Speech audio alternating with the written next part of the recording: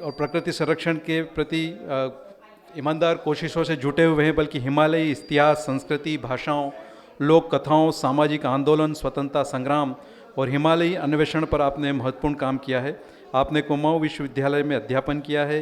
आप IIS शिमला और Nehru memorial museum and library New Delhi के फेलो रह चुके हैं। आप peoples linguistic survey of India और peoples association for Himalaya area research से जुड़े हैं। आपकी कुछ पुस्तकें, शोध पत्र और लेख प्रकाशित हैं।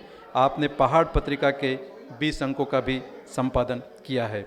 मैं सम्मान के साथ में सुधीर आज़ाद जी को भी आमंत्रित करना चाहता हूं। हमारे मध्य प्रदेश के वे रचनाकार हैं जो लगातार प्रकृति संरक्षण और प्रकृति को साहित्य में उतारने का कार्य करते रहे हैं। 13 से अधिक पुस्तकें आपकी प्रकाशित हो चुकी हैं। बच्चों के लिए आपका सृजन बेहद महत्वपूर्ण है। वैश्विक जल संकट, भोपाल गैस त्रासदी, राष्ट्रभाषा हिंदी आदि के विषयों पर 11 से अधिक वृत्तचित्र और फीचर फिल्मों का निर्माण आपने किया है। आपको मध्य प्रदेश साहित्य अकादमी सम्मान, नर्मदा साहित्य सम्मान, सतपुड़ा साहित्य सम्मान, योद्धा सम्मान, नेमा दर्पण सम्मान आदि पुरस्कारों से अलंकृत किया गया है।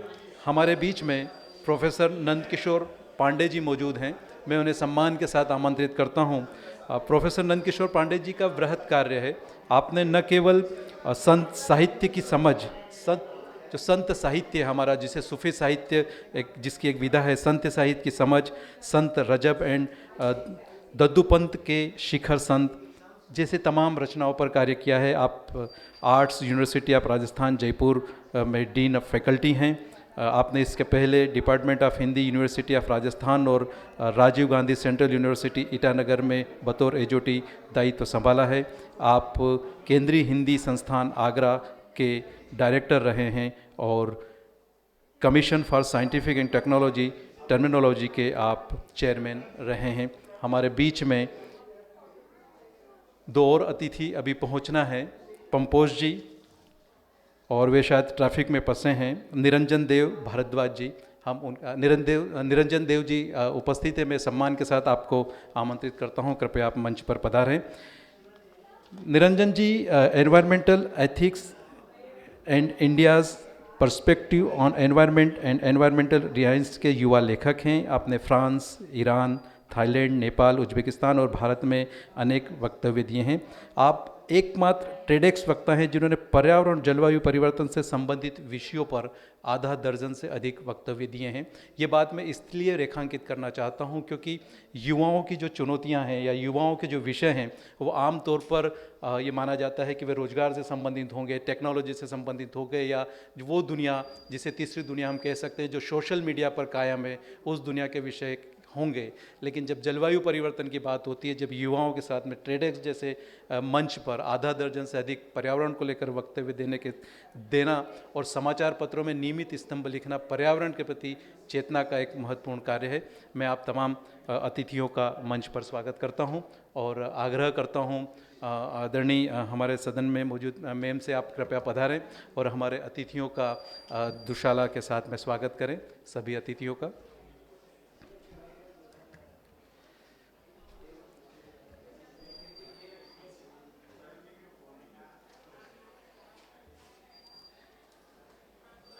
जैसा कि मैंने अपने संबोधन में इस सत्र को शुरू करते हुए जिक्र किया कि प्रकृति के साथ में इंसान का क्या तादात्म्य है, क्या संबंध है, ये हम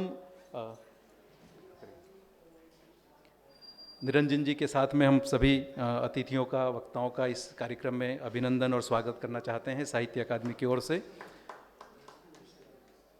सुधीर जी हमारे मध्य प्रदेश के प्रकृति प्रेमी रचनाकार, आदरणीय शेखर पाठक जी, जिनकी रचनाओं में, जिनके समग्र कृतित्व में हमने हिमालय और उन हिमालय से जुड़ी तमाम चिंताओं को देखा है, समझा है, हम उनका स्वागत करते हैं। आदरणीय नंदकिशोर पांडे जी, जिनके साहित्य में हमने संत परंपरा को जाना और जिन्होंने शैक्षणिक दुनिया में रहते हुए तमाम तरह के उस शोध को बढ़ावा दिया है जो हमारी प्रकृति और प्रकृति संरक्षण की चिंताओं को रेखांकित करता है। आप सभी का बहुत बहुत अभिनंदन और स्वागत।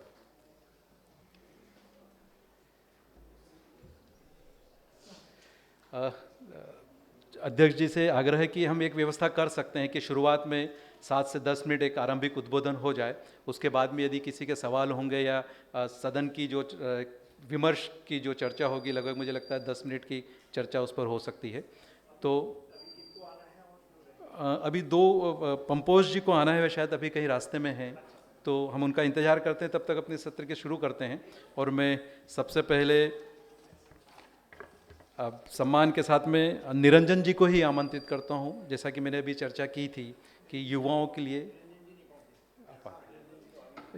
के लिए जो ट्रेडेक्स की बात करना, युवाओं को प्रकृति संरक्षण की चिंता में और कार्यों में शामिल करना, हम लगातार देखते हैं कि एक बड़ा सवाल उठाया जाता है कि प्रकृति की चिंता हो या पूरे विश्व की चिंता हो, वो एक डे में या एक दिवस के कर्मकांड में सिमट कर क्यों रह जाती है।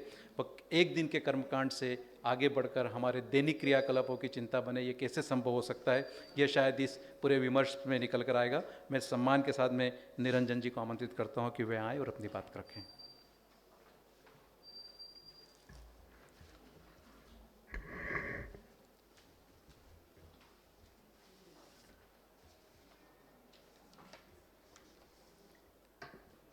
सबको मेरा बहुत नमस्कार। श्री शेखर पाठक जी से अनुमति लेके मैं अपनी बात को रखना चाहूँगा कि किस प्रकार प्रकृति और साहित्य का जो संबंध है वो चेंज होता रहा है over the period of time, और कैसे मनुष्य और प्रकृति के बीच जो एक समन्वय होना चाहिए वो किस हद तक बिगड़ा है और उसके परिणाम हम सब देख रहे हैं। देखिए, सबसे पहले तो मैं ये हमारी ऑडियंस से पूछना चाहूँगा कि आपको क्या लगता है कि अगर कोई विश्व पर्यावरण प्रदर्शन सूचांक जो जारी हुआ था 2022 में वर्ल्ड इकोनॉमिक फोरम के द्वारा, इसमें भारत की रैंक क्या रही होगी। 180 देश पार्टिसिपेट किए थे और भारत उसमें 180 देशों में कहाँ किस स्थान पे होगा, कोई बता सकता है? 180 देशों में से हम 180 देशों में से 180वें स्थान पे थे जब हम पर्यावरण प्रदर्शन की बात करते हैं। World air quality report IQ air ने जारी की, उसमें दिल्ली चौथे नंबर की प्रदूषित सिटी थी, भारत 8वें नंबर का सबसे ज़्यादा प्रदूषित देश था। क्लाइमेट चेंज की बात करें तो ग्लोबल क्लाइमेट वनरेबिलिटी इंडेक्स में भारत का स्थान जो है वो 7वां है।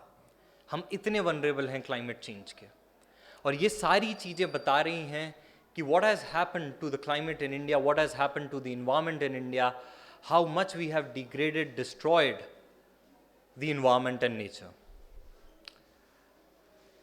बात करते हैं साहित्य की, तो अगर हम वेदों से शुरू करें तो भी हमें पर्यावरण से संबंधित साहित्य मिलता है। हम वेदों से, मैं उसमें थोड़ा आऊँगा भी आगे।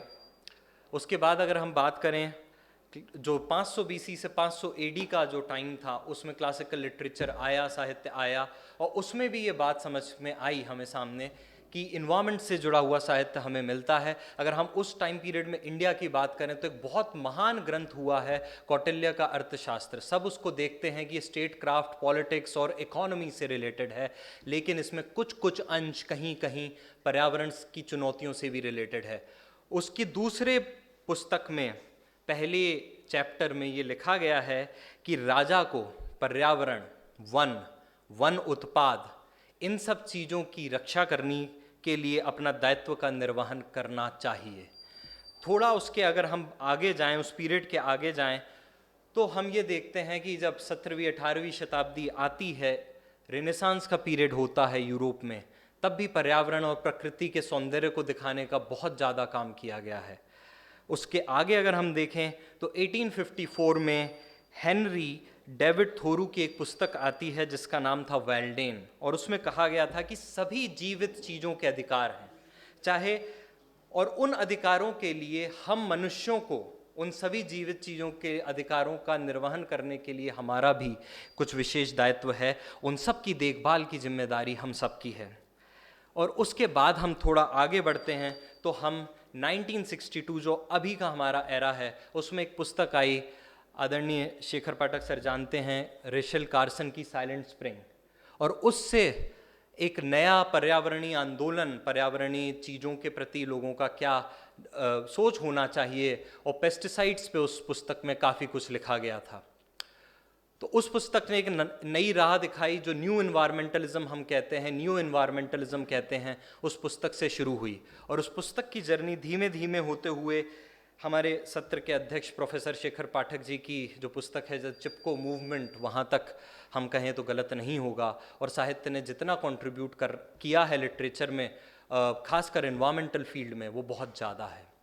मैंने भी 2 पुस्तकें लिखी हैं, जिसकी पहली पुस्तक है environmental ethics and India's perspective on environment, दूसरी पुस्तक है इन्वायरमेंटल रेनेसांस। जो पहली पुस्तक है, जो पहला साहित्य है इन्वायरमेंटल एथिक्स, उसमें ये बताया गया है कि क्या सही क्या गलत हमें नैतिकतापूर्ण सोचना होगा। जब हम सब नैतिकतापूर्ण ये सोचेंगे कि ये प्रकृति के लिए सही है और वही हमारे लिए सही है, तभी हम इन चुनौतियों का, जो मैंने आपको पहले बताई, उन चुनौतियों को हम पार कर सकेंगे।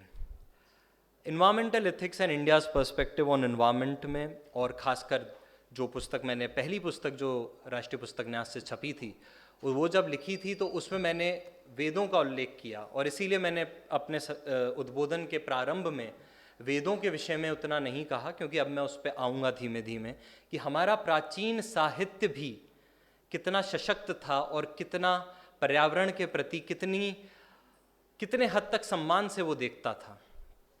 हम सब जानते हैं कि अथर्ववेद का जो भूमि सूक्त है और उसका पहला जो श्लोक है, उसमें 63 श्लोक जो हैं 63, वो पूर्णतः पर्यावरण से रिलेटेड हैं और पृथ्वी के से रिलेटेड हैं। पहला जो श्लोक है वो कहता है, सत्यम बृहत मूग्रम दीक्षा तपो ब्रह्म यज्ञ पृथ्वीम धारयन्ति स न भूतस्य भवस्य पृथ्वीम परिणतून। इसका अर्थ जो है, उसका सार मैं आपको बताता हूँ। पृथ्वी हमारी माँ है, ये श्लोक कहता है, अथर्ववेद कहता है। और जब पृथ्वी हमारी माँ है, and it is been said that it is our constant companion, it was with us in the past, it is with us in the future, and it is with us in the present as well. So just think, can you even think of degrading, polluting or destroying something which you consider your mother? ये ethical consideration वेदों से शुरू हुआ और हमारे वेद में सबसे पहले ये श्लोक दिया गया था। अगर हम थोड़ा आगे चलें तो एक और श्लोक का मैं जिक्र करना चाहूँगा जो हमारे वेदों में है। यजुर्वेद के शुल्क उपनिषद में दिया गया है, ओम ईशावास्यमिदं सर्वम यत् किंचित जगत्याम जगत तेन तक्तेन भूंजता माँ गृधः कस्विद् धनम। जिसका जो अर्थ है वो सिर्फ इतना सा है कि ये जो यूनिवर्स है, this universe is the creation of that supreme power meant for the benefits of all, even those who are living and non-living, and even for those who are yet to be born. And let no species encroach upon the rights of the other species. और ये कहा गया है। पर क्या हो रहा है, जो मनुष्य स्पीसी है, जो ऑन्थ्रोसेपियंस हैं, हम ह्यूमंस जो हैं, we are encroaching upon the rights of the other species, और उसका हमें परिणाम देखा जा रहा है। ये श्लोक ये भी कहता है, please take only those what is required, live a life in contentment. But क्या हम अपनी लाइफ को कंटेंटमेंट में जी पा रहे हैं? हम नहीं जी पा रहे। और उसका सबसे बड़ा कारण जो है वो ये है कि हम लोग पृथ्वी को शोषण कर रहे हैं, हम पृथ्वी का दोहन कर रहे हैं। We are degrading, destroying environment, we are doing whatever it takes to destroy the environment. और इसके लिए क्या कारण हो सकता है? तो उसके लिए सबसे इंपॉर्टेंट बात यह है कि हम सब जो हैं, हम सब ऐसे हो गए हैं कि हम we are blindfolded. We are blindfolded by materialism, we are blindfolded by progressivism, we are blindfolded by consumerism. जो उपभोक्ता वाली टेंडेंसी आ गई है, कंज्यूमरिज्म आ गया है, उन सब चीज़ों से हमारे सामने एक अंधकार सा है, क्योंकि हमें यही अच्छा लगता है। हमें ये सो कॉल्ड डेवलपमेंट अच्छा लगता है, हमें सूडो डेवलपमेंट जिसे मैं कहता हूँ, हमें कंक्रीट के जंगल अच्छे लग रहे हैं, लेकिन हमको जो हरियाली है, जो पेड़ पौधे हैं, जो नेचर है, जो प्रकृति है, वो अच्छी नहीं लग रही, क्योंकि हम सब ब्लाइंड फोल्डेड हो चुके हैं। महात्मा गांधी जी से जब एक बार पूछा गया था तो उन्होंने ये बोला था कि प्रकृति के पास हमारी नीड्स को पूरा करने के लिए तो सब कुछ है, लेकिन हमारी ग्रीड को पूरा करने के लिए नहीं। और यही हुआ है, हमारी जो ग्रीड है वो दिन प्रतिदिन बढ़ती जा रही है, और यहीं पे साहित्य का रोल आता है। जब आप पर्यावरण और क्लाइमेट चेंज और इन सारी चीज़ों से संबंधित जो पुस्तकें हैं उनको पढ़ते हैं, तो आपको डेफिनेटली बहुत एक आपको लगता है कि हमारे कुछ कर्तव्य हैं पर्यावरण के प्रति, हमारे कर्तव्य हैं प्रकृति के प्रति। और यहीं पे आता है the role of literature in nature. और role of literature in nature के विषय में मैं बस आपको 6 एक शब्द बताना चाहूँगा और उससे फिर मैं अपनी बात खत्म करूँगा कि the role of literature in nature को अगर हम 6 में डिवाइड करें, that is important. The first E stands for engagement. साहित्य का रोल है कि हम एंगेज करें लोगों को with respect to their responsibilities and duties towards nature. जो दूसरा ई आता है वो एक्सप्लोरेशन का ई है। एक्सप्लोर करना कि क्या चीज़ें हो गई हैं, क्यों इन्वायरमेंटल डिग्रेडेशन हो रहा है, क्यों पोल्यूशन हो रहा है, क्यों क्लाइमेट चेंज हो रहा है, वो साहित्य हमें बताता है कि हाँ ये कारण है। So the second role is to explore. The third is to explain. साहित्य का ये भी काम है कि हम एक्सप्लेन कर सकें लोगों को in a very crystal clear language कि क्या प्रॉब्लम्स हैं एनवायरनमेंट की, what are the reasons for this environmental crisis and climate catastrophe. जो नेक्स्ट ई आता है वो है एनरिचमेंट का। साहित्य का एक बहुत मूल कार्य है वो है एनरिच करना। ऑलरेडी बहुत सारा लिटरेचर मौजूद है, लेकिन हम क्या नया ला सकते हैं। जैसे मेरी दूसरी पुस्तक थी इन्वायरमेंटल रेनेसांस, उसमें मैंने ये बात कही है कि हमें रेनेसांस का पीरियड लाना पड़ेगा। We need to reawaken our relationship with nature, we need to rehumanize, the humans have to humanize, that's important. So जो लिख चुके हैं, but it is more to move forward and to enrich the nature, enrich the already existing literature. उसके बाद जो साहित्य का बहुत इंपॉर्टेंट एक रोल आता है वो आता है कि एथिकल कंसिडरेशंस में बताना कि हाँ, अगर प्रकृति को हम प्रदूषित कर रहे हैं, अगर हम प्रकृति की प्रवृत्ति को नष्ट कर रहे हैं, तो ये नैतिकता के खिलाफ है, ये हमारी इंसानियत के खिलाफ है। और उसके साथ साथ जो छठा ई है वो है एम्पावरमेंट का। साहित्य के पास एक इतनी बहुत सशक्त माध्यम है जिससे हम आप सब लोग एम्पावर हो सकते हैं पढ़ के कि हाँ, एनवायरमेंटल क्राइसिस है, there is problem but there will be solution, so people have to be empowered. ये सारा जो रोल है वो साहित्य का है when it comes to nature. तो साहित्य और प्रकृति के बीच जिस विषय से मैंने बात शुरू की थी कि साहित्य और प्रकृति के बीच जो संबंध हैं वो बहुत पुराने काल से हैं और वो आज भी हमें हैं, लेकिन हमने उन संबंधों को पूर्णतः डिस्ट्रॉय कर दिया है। हमें साहित्य के साथ, साहित्य पढ़ के प्रकृति के साथ हमारे जो संबंध हैं उनको रिवाइव करना पड़ेगा। We need to revive our relationships with nature, और उसी से उसके लिए साहित्य का एक बहुत महत्वपूर्ण योगदान है। बहुत बहुत धन्यवाद। जी जी, धन्यवाद अभिजीत जी। निरंजन जी बहुत बहुत धन्यवाद। हमारे बीच में हमारे दोनों और वक्ता पंपोज भट्ट जी पधार चुकी हैं, जो भोपाल की जमी पर ही जिनका जन्म हुआ है और जिनकी कविताओं ने न केवल पर्यावरण के लिए हमें उद्वेलित किया बल्कि समझाइश दी। हम उनका स्वागत करते हैं। और हमारे बीच में मेनन जी भी मौजूद हैं। विवेक मेनन जी को हम उनकी पर्यावरण चिंताओं के साथ में ही फोटोग्राफी के लिए जानते हैं। जैसा कि चित्र 1000 शब्दों से ज़्यादा संप्रेषण की क्षमता रखता है, और आपके फ़ोटो देखकर कई लोग होंगे, मुझ जैसे, आप जैसे कई लोग होंगे जिनके भीतर एक फिक्र जागती है कि जिस पंच तत्व की हम बात करते हैं उस पंच तत्व के संरक्षण की चर्चा भी होनी चाहिए। मैं मैम से आग्रह करूंगा कि हमारे दोनों अतिथि का दुशाला से स्वागत करें।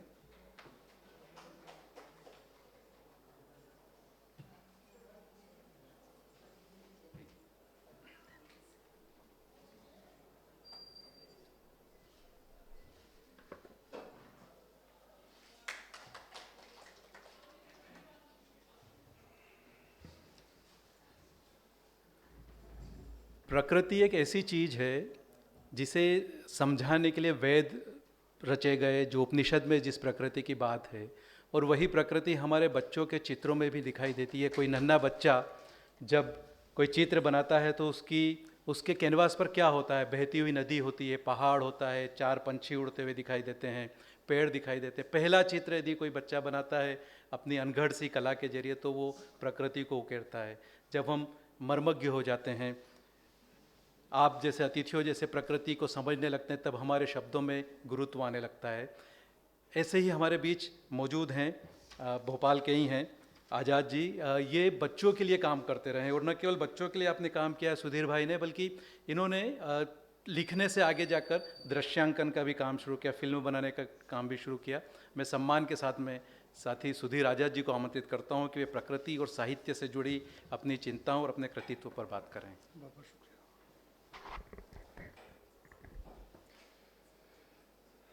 सम्मानीय मंच को प्रणाम करता हूँ। देखिए, मैं ये थोड़ा सा नीचे है, लेकिन मेरा यकीन है कि आप लोग मुझे बहुत बेहतर सुन पा रहे होंगे। मैं एक छोटी सी कविता का टुकड़ा सुनाता हूँ, और मेरा यकीन है कि मेरे अल्फाज इस बात की गवाही देंगे कि मैं आप तक कितना पहुँच रहा हूँ। सुनिएगा कि जब मैं छोटा था नदी डराती थी मुझे। जब मैं छोटा था नदी डराती थी मुझे अपने तेज बहाव से, अपनी ऊंची ऊंची लहरों से, अपने बड़े बड़े किनारों से। मैं तैरकर भी नदी पार नहीं कर पाता था। जब मैं छोटा था नदी डराती थी मुझे अपने तेज बहाव से, अपने बड़े बड़े किनारों से, अपनी ऊंची ऊंची लहरों से। मैं तैरकर भी नदी पार नहीं कर पाता था। लेकिन अब मैं बड़ा हो गया हूं, नदी छोटी हो गई है, मैं उसे चलकर पार कर लेता हूं। ये हमारे बड़े होने का एहसास है। और जब ऐसे बड़े होने का एहसास होता है तो कई मर्तबा ये लगता है कि हम छोटे ही बेहतर थे। कम से कम उस समय हमारे भीतर का इंसान बड़ा था। अभी ज्ञानपीठ से पिछले बरस मेरी किताब आई है, नदी मैं तुम्हें रुकने नहीं दूंगा, और उसके बाद नदी तुम बहती रहना, ये दूसरी किताब है। मैं इस सिलसिले से प्रकृति और साहित्य और प्रकृति की बात करूंगा। लेकिन समानांतर रूप से जो एक बात लगातार मेरे जहन में चलती रहती है, अभी आप बारिश की वजह से जो आसपास के मंजर देख रहे हैं, जो तबाही देख रहे हैं, उसको लेकर एक छोटी सी कविता है, मैं वो सुनाऊंगा और फिर हम बात करेंगे। कविता ये है कि नदी की स्मृति बहुत गहरी होती है। नदी जिन रास्तों से एक बार गुजर जाती है, उम्र भर वहां से गुजरती है। लेकिन अब जब हमने नदी के घर में अपना घर बना लिए हैं, नदी के घर में अपनी कॉलोनी बना ली है, नदी के घर में अपने शहर बसा लिए हैं, और ये सोच रहे हैं कि नदी वापस नहीं आएगी, तो ये केवल एक भ्रम है। क्योंकि नदी की स्मृति गहरी होती है और नदी वापस जरूर आएगी। और जब नदी वापस आती है तो क्या होता है, आप देखिए। आज के दौर में हम कितने मनुष्य हैं, अगर ये देखना है कि आज के दौर में हम कितने मनुष्य हैं, आज के दौर में हमारे अंदर कितनी संवेदनशीलता बाकी है, आज के दौर में हम कितने हसास हैं, आज के दौर में हमारे भीतर का इंसान कितना छोटा या बड़ा है, तो यह देखने के लिए सिर्फ इस समय की नदियों को देखने की जरूरत है। मैं नदी का जिक्र बार बार इसलिए कर रहा हूं क्योंकि मैं बात अपनी पहली किताब से शुरू कर रहा हूं कि आज जब बहुत तेज रफ्तार से हम बहुत आगे लगातार बढ़ते जा रहे हैं, हम अपने मानवीय पहलू को तो नजरअंदाज कर ही रहे हैं, लेकिन हमारा जो पर्यावरणीय उत्तरदायित्व और कर्तव्य बोध है वो जैसे किसी एक किनारे में चला गया है। और आज जब इंसान अपने अंदर इंसान नहीं बचा सकता, तो ऐसे इंसान से पर्यावरण की उम्मीद करना बहुत एक किस्म का मजाक है। लेकिन मैं निराशावादी नहीं हूं, और इसलिए मैं ये भी कहता हूं कि नदी, सुनिएगा अब मैं जो कह रहा हूं, और इसमें एक आशावादिता है, इसमें एक उद्घोष है। चूंकि साहित्य किसी भी किस्म के अंधेरे से, किसी भी किस्म की विषमता से, किसी भी किस्म की विपरीतता से, किसी भी किस्म का एक अकाल होता है, वहां पे वो सृजन कर सकता है, वहां पे वो उम्मीद रखता है, और जैसा कि आप सब जानते हैं कि अंधेरों को कोसने से लाख गुना बेहतर है कि एक चिराग जलाने की कोशिश की जाए। तो मैंने एक कविता इसमें लिखी है। मैंने कहा कि कविता का शीर्षक है नदी मैं तुम्हें रुकने नहीं दूंगा। सुनिएगा कि नदी तुम अपने किनारे एक सभ्यता को दोबारा जन्म देना। नदी तुम अपने किनारे एक सभ्यता को दोबारा जन्म देना जिसका उद्घोष मानवता का उद्घोष हो, जिसका हृदय पहाड़ों जैसा हो, जिसका गांभीर्य समुद्र जैसा हो, जिसका व्यवहार पेड़ों जैसा हो और जिसका अंतस ये उद्घोष करे कि अब के बार मैं मनुष्य को बचाऊंगा और नदी मैं तुम्हें भी रुकने नहीं दूंगा।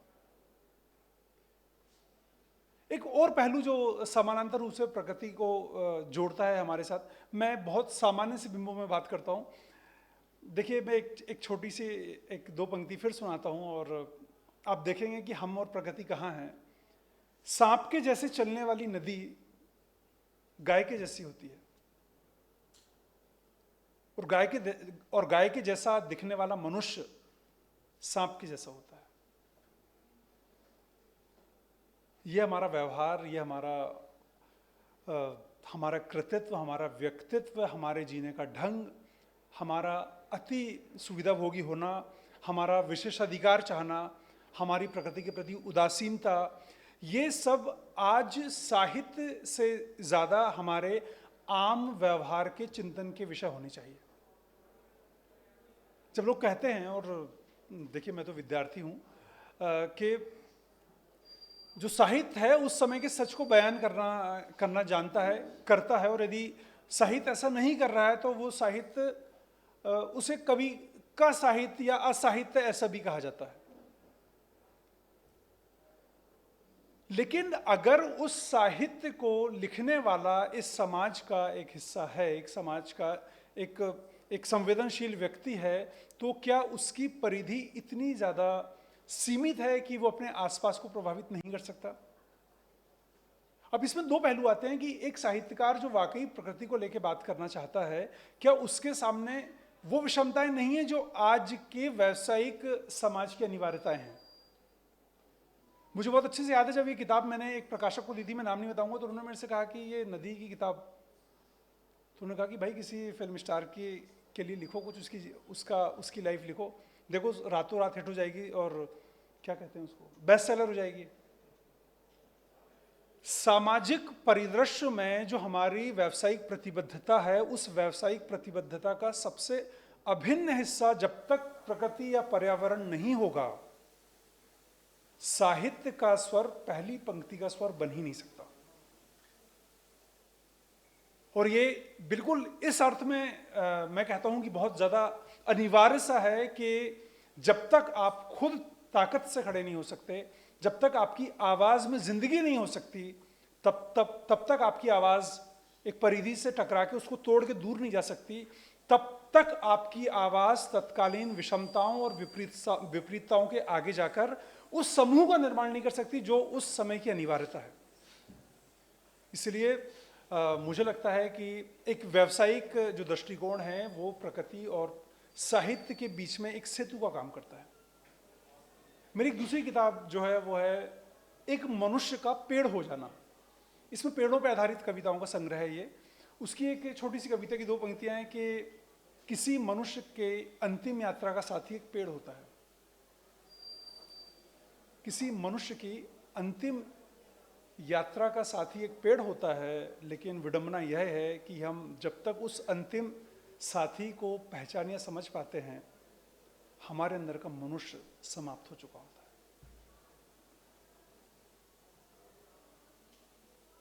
किसी मनुष्य का पेड़ हो जाना, जब मैं ये कहता हूं तो इसका मायना क्या है? तो इसका पहला मायना ये है कि अपने स्वार्थ को, अपने आत्मकेंद्रण को, अपनी सीमितता को समाप्त कर परहित के लिए अपने को दिए जैसा, दीपक जैसा जलाना।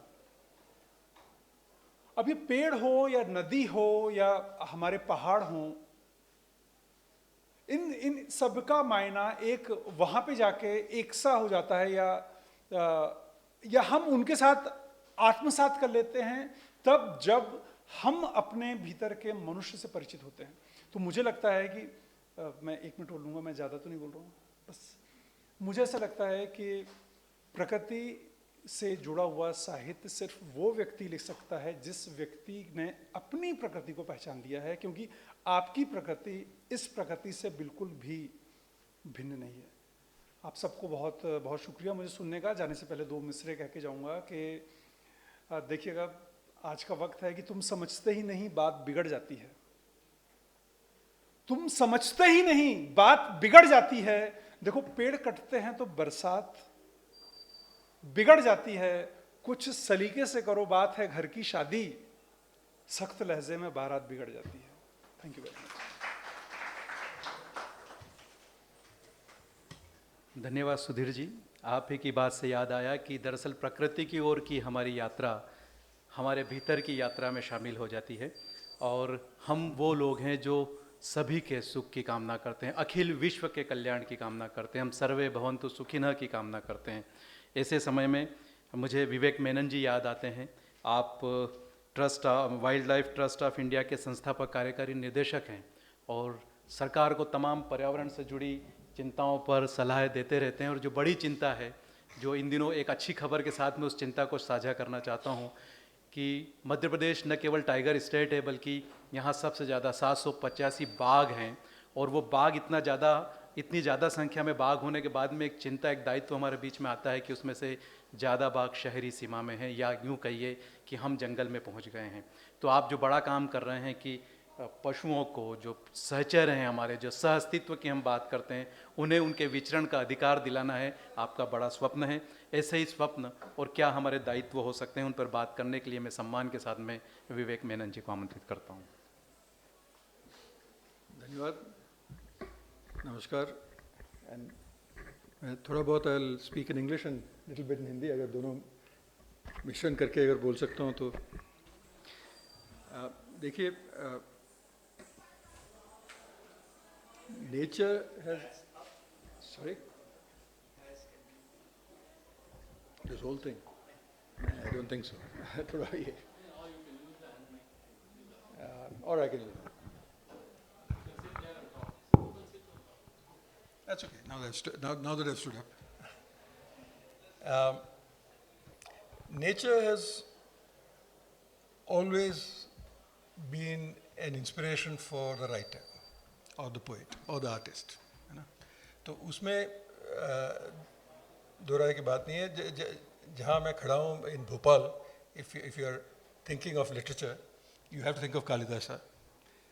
If you think of Kalidasa, the first thing that you remember in Meghdut is the clouds coming, bearing down upon the mountain like an elephant bowing down its head to graze. By the way, to graze, it's a very important thing. आपने 5 E के बारे में बात की, मैं 6 E के बारे में बात करूँगा, which is elephant, which is my thing.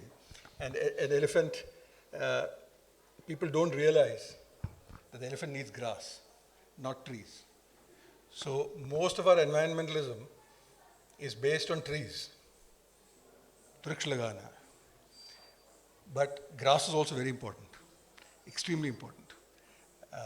Walt Whitman said that a blade of grass, I'm not paraphrasing it exactly, but that a blade of grass is like that of a journey starts. So nature as something that inspires the poet or the writer is well known. But nature which catalogues the threat to us or to animals or life is lesser known. Not many people write about what is happening in the interface between human being and an animal, human being and nature. And very few people write about how to resolve things, how we can actually bring back that which we admire, that which made us write in the first place, that which made us write that first poem, or first text. So I came into the environmental movement, although I was not in Kerala. I'm a Malayali originally. but I grew up in Delhi and Punjab. But I came into environment at the time when the environmental movement in India was being defined by a poet in Kerala, who was simply known as teacher. Have anyone of you heard of her or heard her work? She saw the felling of trees in Silent Valley in 1987 and started writing a series of poems on a hymn to a tree. Also, like a good revolutionary poet, she started with the tree. Okay? And this actually moved a number of writers of Kerala, of the Kerala Sahitya Academy, to form a thing called Kerala Shastra Sahitya Parishad. And it was that which started the movement to save the Silent Valley from being dammed. So it was not environmentalists who started the first, it is not the first, but the first modern movement to protect the tropical rainforest, just like the Chipko movement was well known to have protected the Himalayan forest. Sugata Kumari, teacher, her name was Sugata Kumari, she was known as teacher. Sugata Kumari's poetry was both rebellious and exhorted people to take up arms against the state which was cutting down the trees. So it was no longer the William Wordsworth, William Blake sort of romantic poetry, where you are inspired by nature and talk about nature and even take photographs, which I do, I know, but that's not all I do, of the beauty of nature, but also to do something about it. And today we are at a crossroads where we need literature to step up and talk about things that have to be done. So elephants. Elephants have been written about, well, from the Vedas. By the way, elephants came into India 3.5 million years ago, long before they were human beings, right? And elephants moved across India from perhaps what is China. Our elephant evolved in Ethiopia, if you don't know, but came through China, came into India. And then humanity in its various forms evolved, came in waves into India, and started pushing these elephants into various places. So about 15 or 20 years ago, 17 years ago to the date, we have started a campaign to wake up the Indian to the elephant. Because the elephant is today known, just like आपने थोड़ा बाघ के बारे में जिक्र की, वो भी बात एक ही है कि आजकल बाघ, या अगर आप चीफ मिनिस्टर शिवराज जी से अगर पूछेंगे बाघ के बारे में, या हाथी वाले प्रदेश में अगर हाथी के बारे में पूछेंगे, तो they will always think of it as conflict. पहले बात जो लोगों के मुंह से निकलेगा, पॉलिटिशियन का या ब्यूरोक्रेट का या आम जनता का भी आजकल, वो है कि ये आके हमें मार रहा है. एंड ये सच बात है. आज की तारीख में हाथी 400 से 500 भारतीय लोगों को मारते हैं per year. Okay, so there is a conflict. This conflict is not new. I was thinking that कहीं वेद में या कहीं पहले लिखा होगा, but नहीं, पहला instance is Sangam literature.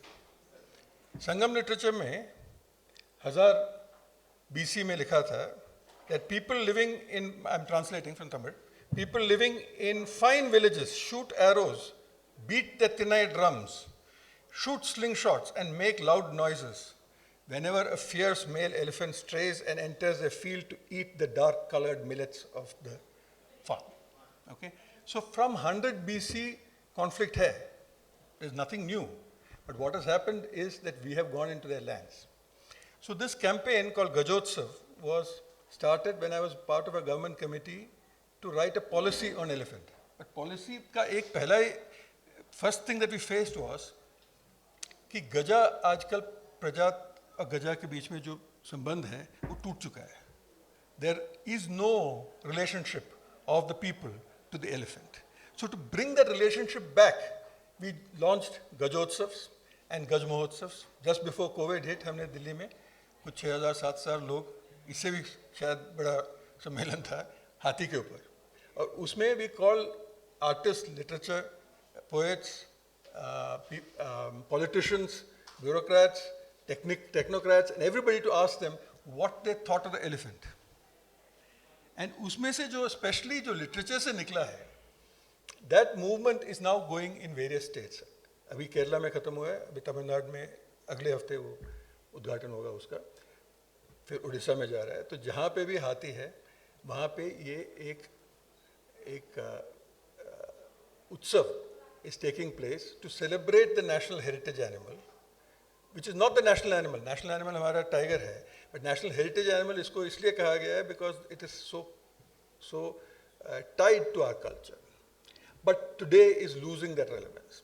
So how can, I'm just taking elephant as an example, but nature का कोई भी आप एक हिस्सा ले लीजिए, उसका जो आम आदमी के साथ संबंध है वो कैसे हम वापस ले आ सकते हैं, and what role can literature play in that is what I think we should start discussing perhaps in the panel. Thank you.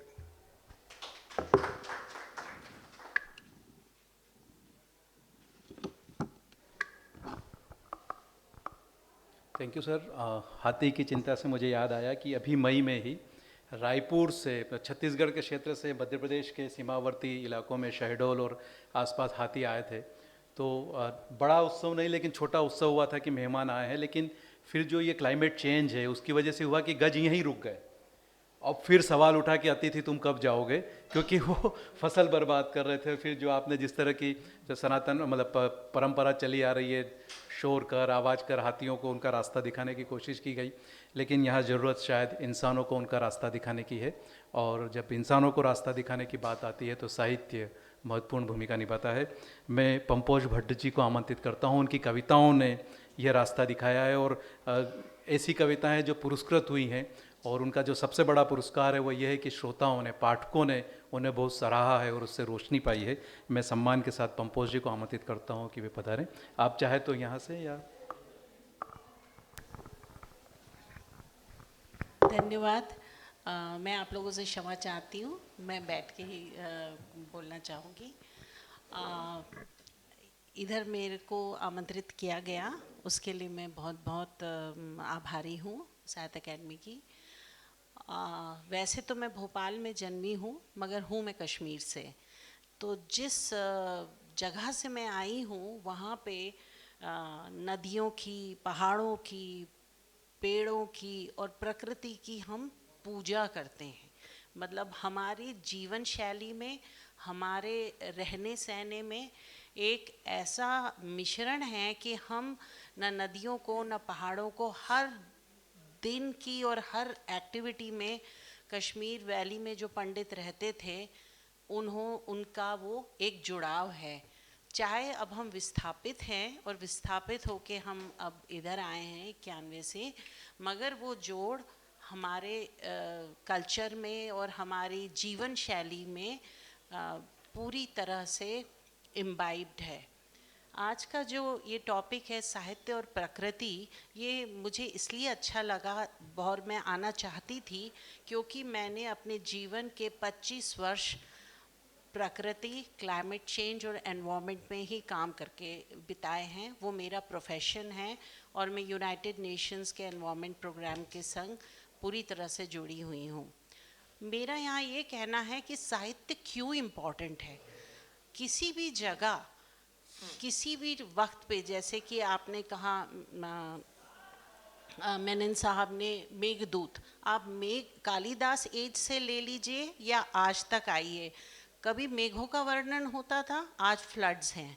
कल वहाँ पे हम खूबसूरती और बारिश और हरियाली और मेघदूत की वो रोमांटिक कविताएं पढ़ते थे, और आज हम क्लाइमेट चेंज से सूखा पड़ता है, फ्लैश फ्लड्स होते हैं, उनकी बातें करती है. कई मेरे से आगे जिन स्पीकर्स ने बात की है उन्होंने बताया है कि नदियों का आज तक कितना बुरा, मतलब आज के दिन में अगर हम नदियों की हालत देखें, पेड़ों की हालत देखें, ग्रीन एनवायरनमेंट की हालत देखें, तो जो भी सेंसिटिव व्यक्ति होगा उसके इतना ज़बरदस्त इम्पैक्ट होता है कि एक चीख सी निकलती है. जब मन में किसी बात की पीड़ा होती है तो वहाँ से साहित्य का जन्म होता है. किसी भी चीज़ को, आप किसी मनुष्य का दुख देख लें, आप कॉन्फ्लिक्ट देख लें, आप प्रकृति का की हत्या देख लें या उसका अब्यूज़ देख लें, आप उसी वक्त आपके मन से एक ऐसी कविता या ऐसी कहानी या ऐसे साहित्य का जन्म होता है। तो ये चीज़ें बहुत जुड़ी हुई हैं। मैं विश्व में हर देश में गई हूँ और हर देश में जाके मैंने प्रकृति को बचाने के लिए और क्लाइमेट चेंज को रोकने के लिए और कार्बन उत्सर्जित न करने की इतनी यात्राएं की हैं और हर तरह के हर रीजन के लोगों से हाथ जोड़ के और इंडस्ट्री वालों से भी हाथ जोड़ जोड़ के बात कही है कि अपनी डेवलपमेंट के लिए और अपने आप प्रोग्रेस के लिए आप ऐसा न कीजिए कि हमारा ये जो वर्ल्ड है वो इंसानों के रहने योग्य नहीं होगा। अगर आप समुद्रों की बात कर लें, आप मैराइन लाइफ की बात कर लें, आप ह्यूमन लाइफ की बात कर लें, जो 2.0 हमारा जो कार्बन उत्सर्जन है, अगर हम उसको क्रॉस कर जाएंगे तो कोई भी देश, कोई भी शहर, क्योंकि ये जितना भी प्रदूषण हो रहा है ये एटमॉस्फेरिक है, उसमें ये बात नहीं है कि जर्मनी उसको ज़्यादा पोल्यूट कर रहा है या इंडिया कर रहा है या चाइना कर रहा है। अगर क्लाइमेटिक चेंजेस होंगे तो वो कहीं भी प्रेसिपिटेट होंगे। तो इस पे सबसे बड़ा रोल साहित्य का ये है कि वो एक ऐसी चीज़ जो व्यक्ति सेंसिटिव हैं, जो ये बातें समझते हैं, तो उनको अपने, ये हमारा एक टूल है जो लोग लिख सकते हैं, जो लोग बोल सकते हैं, जो लोग जिनके पास एक आर्टिस्टिक व्यक्ति जिनके एक्सप्रेशन है, वो लोगों को एक अवेयरनेस क्रिएट करनी चाहिए और ये और ये कहानियाँ बाहर आनी चाहिए, जिससे कि ज़्यादा से ज़्यादा लोग ये समझें कि ये जो कांच की मंजिलें हैं और ये कांच की बिल्डिंग्स हैं और ये जो नए शहर हैं और नई गाड़ियाँ हैं, हर किसी के पास 6-6 गाड़ियाँ, जो इंडस्ट्री वाले हैं अपना धुआं फेंक फेंक के ये सारा आकाश काला कर रहा, उन बच्चों का क्या होगा जो आज हम देखते हैं दिल्ली और बड़े शहरों में 5 साल के बच्चे स्टेरॉइड्स लेके सांस नहीं ले पाते, उनके लंग्स काले हो रहे हैं। उन माओं का क्या होगा जो अभी भी नई माएँ बच्चों को उनके संग सारी रात जीती और बच्चे सांस नहीं ले पाते। तब हम कवियों का और हम साहित्यकारों का ये रोल है कि हम बोलें, चीखें। कोई फिल्म मेकर हैं यहाँ पे, आप लोग कवि हैं, मैं भी एक्सीडेंटल कवि हूँ, अपने आप को कहती हूँ कि जब मेरा दिल बहुत टूटता है तब मैं जाके कविताएं करती हूँ।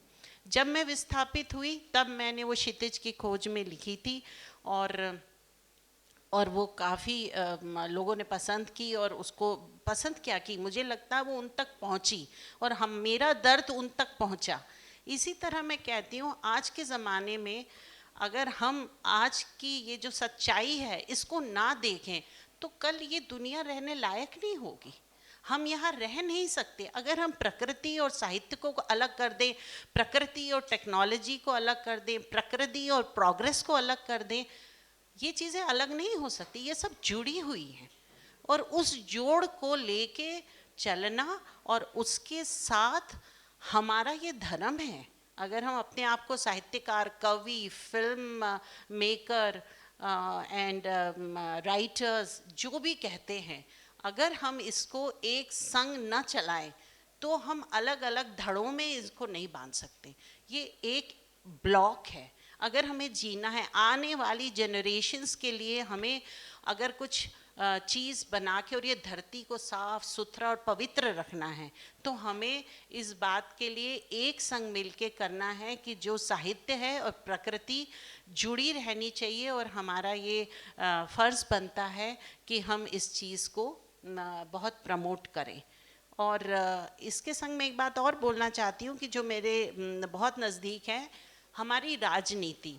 हम बोलना तो नहीं चाहिए, इस ये फोरम नहीं है, मगर मैं कहती हूँ राजनीति को भी प्रकृति से अलग नहीं होना चाहिए। राजनीति एक ऐसा वाहन है कि जिसके ज़रिए हम इस चीज़ को सुधार सकते हैं।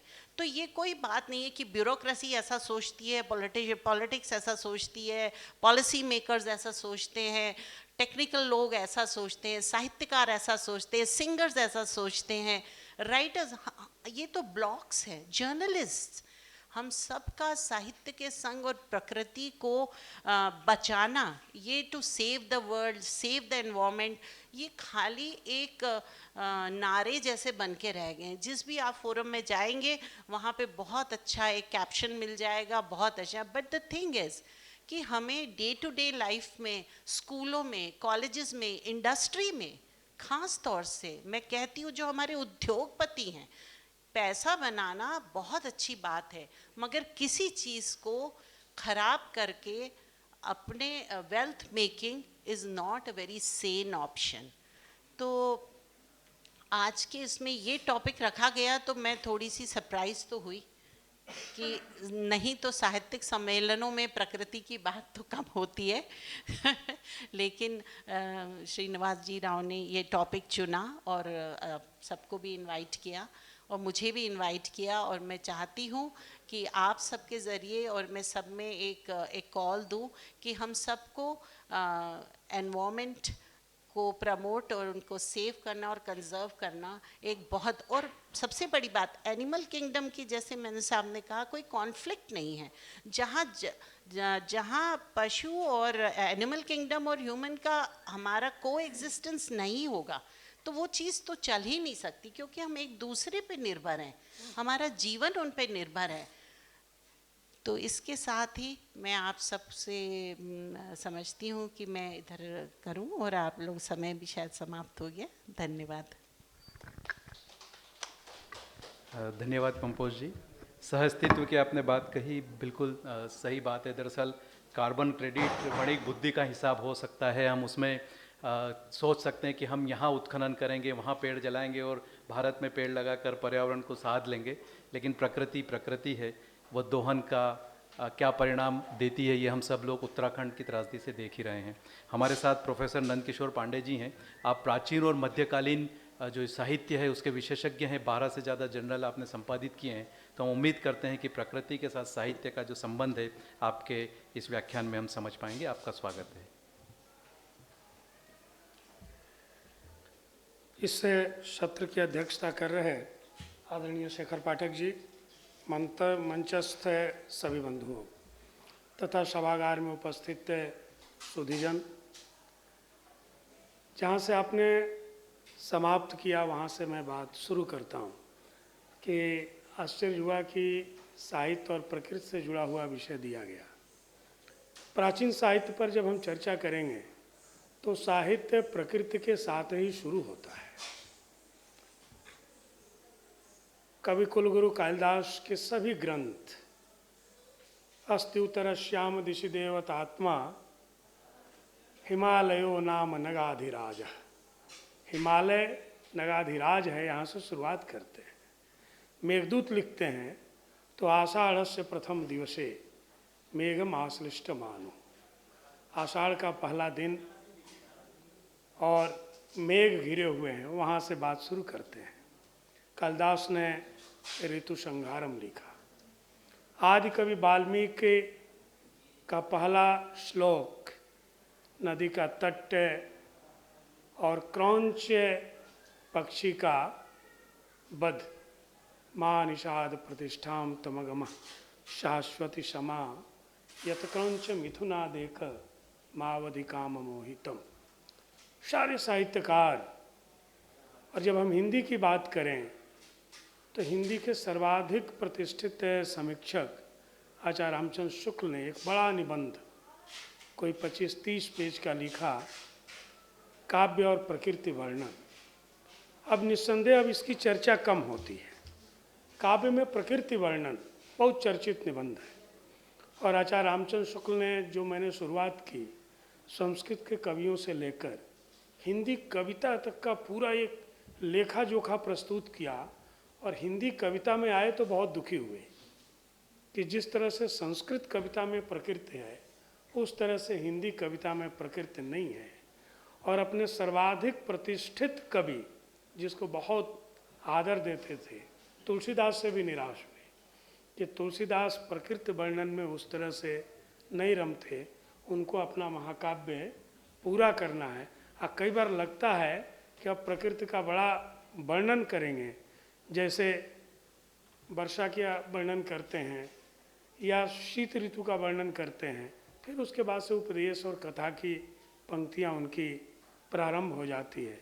मेघदूतम जैसा कोई काव्य, ऋतु संहारम जैसा कोई काव्य नहीं लिखा गया और प्रकृति उस तरह से हिंदी कविता में नहीं आई।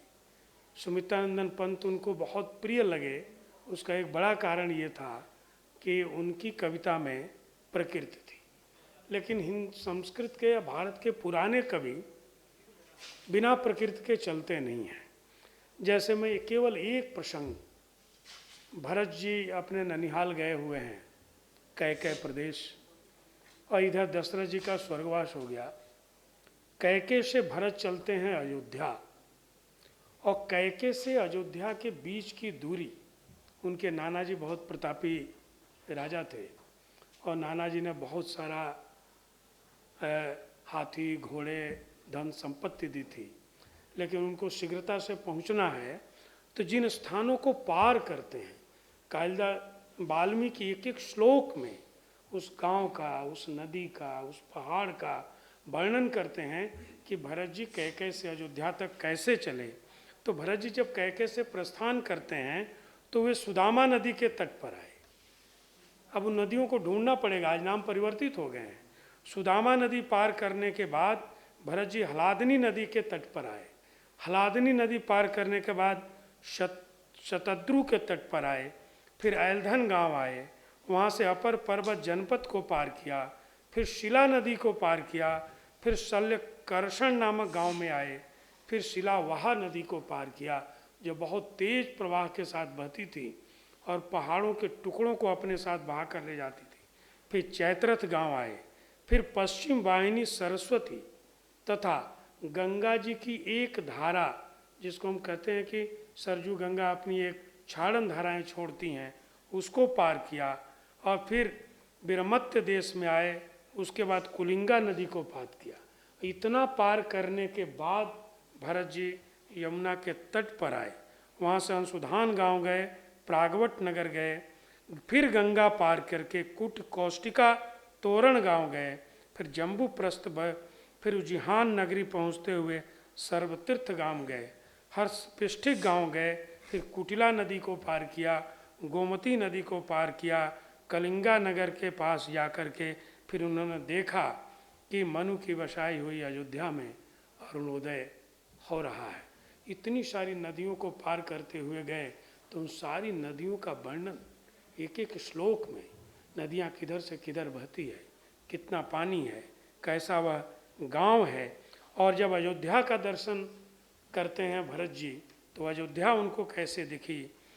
एक शाले स्थूणमतिम विनते गोमतीम नदीम कलिंग नगरे चापी प्राप्य सालवनम तदा भरतः क्षिप्रमागच्छत सुपरिश्रांत वाहन वनम च समतित्यासु सर्वाणा मरुणोदये। इस तरह से भरत जी अयोध्या तक की यात्रा करते हैं। तो उस पुराने साहित्यकार नदी पर्वत के बिना चलते नहीं थे। अच्छा है कि एक सत्र पर्वत केंद्रित विमर्श के लिए रखा गया है। आज पूरे भारत में जो साहित्य के विमर्श हैं, उन विमर्शों में हिमालय का विमर्श नहीं है, सागर का विमर्श नहीं है, रेगिस्तान का विमर्श नहीं है। मैं संतों के साहित्य पर लिखता हूँ, संतों ने तो कभी भी कच्चे फल को तोड़ने की अनुमति ही नहीं दी। अब कच्चा फल हम नहीं तोड़ेंगे तो कैसे जीविका चलेगी, इसकी चिंता आज के मनुष्य की होगी। वृक्ष स्वयं फल देता है, अतिरिक्त संचय की भी व्यवस्था नहीं की। और जब भी सौंदर्य का वर्णन आया तो उस सौंदर्य के वर्णन में जब राजकुल का वर्णन होगा, किसी यज्ञ का वर्णन होगा तो उस भवन का वर्णन आता है। लेकिन कवियों की दुनिया में तो सुंदर पर्णकुटी होती है, सुंदर पंचवटी होती है, और उसका प्रभाव और आचार्य शुक्ल का भी प्रभाव हिंदी के आधुनिक कवियों के ऊपर पड़ा। और उन लोगों ने जो उस तरह के सांस्कृतिक बोध के कवि थे, जैसे जयशंकर प्रसाद जैसे कवि, जो कमायनी की शुरुआत भी करते हैं तो प्रकृति के साथ करते हैं। आज महामहिम राष्ट्रपति महोदया ने अरुणवा या मधुमय देश हमारा की चर्चा की, हिमगिर के उतुंग शिखर पर बैठ शिला की शीतल छाँव की चर्चा के साथ कमायनी की शुरुआत प्रसाद जी करते हैं। और जो तमाम प्रतीक हैं जो छहबाद के कवियों में और बाद के जो साहित्यकार सांस्कृतिक बोध के साथ लिखते हैं, तो कविता और नदी के साथ ये अपनी बात को प्रारंभ करते हैं, पहाड़ के साथ अपनी बात को प्रारंभ करते हैं। पूरी की पूरी संतों की परंपरा ने अपरिग्रह की चर्चा की, उसका असर भारत में है। वह उतना नहीं होता तो शायद 140 करोड़ लोग जितने भी सुख से जी रहे हैं उतना नहीं जीते।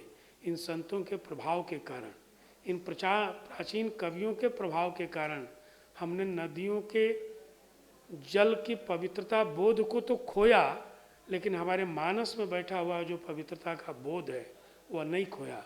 यदि वह खो गया होता तो एक दिन में यदि 5 करोड़ जनसंख्या प्रयाग के संगम में स्नान करती है तो उसके भीतर कहीं ना कहीं प्रकृति का बोध है।